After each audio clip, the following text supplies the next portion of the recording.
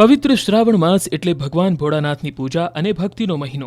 શ્રાવણ માસ પૂર્ણ થઈ રહ્યો છે ત્યારે સુરેન્દ્રનગરમાં સમસ્ત બ્રહ્મ સમાજ મહિલા ટીમે વિશેષ પૂજા અર્ચનાનું આયોજન કર્યું.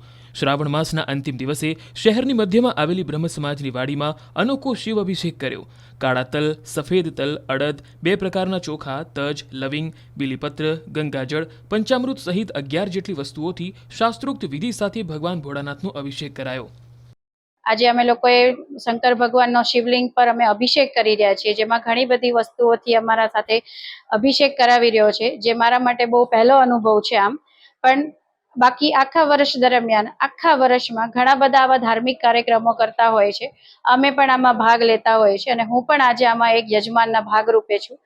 જે સવારથી આજે ચાલી રહ્યું છે એમાં જે ભક્તિમય વાતાવરણ બન્યું છે એનાથી લોકોને ખૂબ મજા આવી છે. હું આમાંનો એક ભાગ છું અને મારા સિવાય 40 થી વધુ પણ યજમાનો આમાં છે અને દરેક લોકો આનાથી ખૂબ જ ખુશ છે. તમને પંચામૃત, દૂધ, મસૂરની દાળ, અડદની દાળ, જવ, તલ, 2 ટાઈપના ચોખા અને એવી ઘણી બધી વસ્તુઓ છે કે જેનાથી અમે લોકો અભિષેક કરી રહ્યા છીએ. ઘરે તો આપણે અભિષેક કરતા હોય પણ આટલી બધી વસ્તુઓથી કરવો એ એક અનેરો આનંદ છે.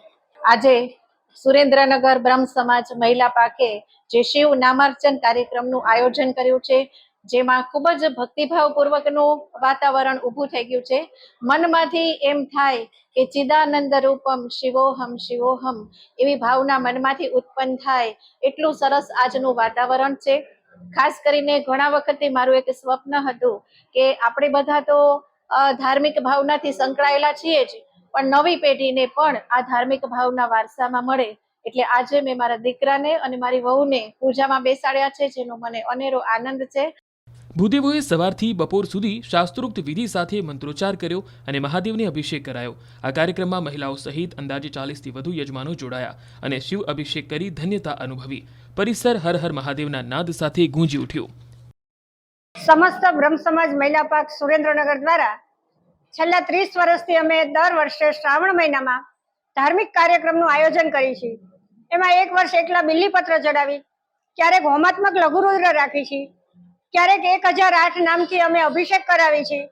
એવા અમે અલગ અલગ કાર્યક્રમો રાખી છીએ. એમાં આજે શ્રાવણ મહિનાના અંતિમ દિવસે 11 વસ્તુથી અમે આજે શિવાર્ચન નામથી અભિષેક કરાવવાના છીએ. એમાં 42 યજમાન છે. એમાં 5 છે સહયજમાન અને મુખ્ય યજમાન છે.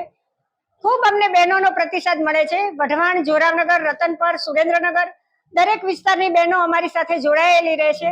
અમારું 300 જણાનું ગ્રુપ છે. ખૂબ જ સારું કાર્ય કરે છે.